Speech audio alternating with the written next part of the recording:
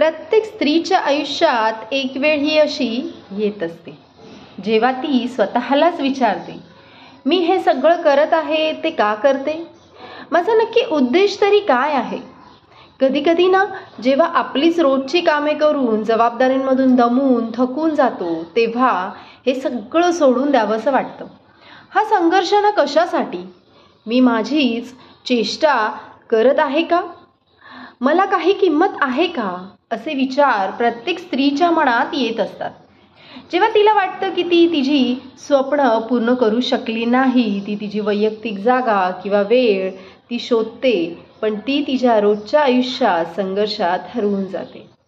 भावनिकदृष्ट्या ती खचून जाते. जबाबदाऱ्यांचा भार उचलत उचलत आणि भावनिक दडपणात काही तिची स्वप्न अपूर्ण राहतात. या काही गोष्टींमुळे ना हरवल्यासारखं वाटतं.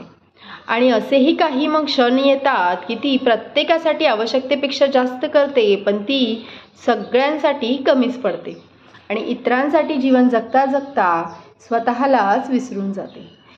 जेव्हा तुम्हाला असं वाटतं की सर्व काही थांबलेलं आहे, मग तुम्ही मानसिकदृष्ट्या खचून जाता. खरं तर ना, मानसिक आरोग्याची काळजी घेणं अतिशय महत्त्वाचं आहे.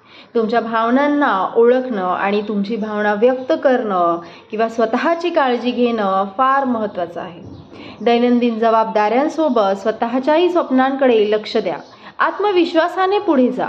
प्रत्येक स्त्रीमध्ये ना स्वतःची एक क्षमता असते.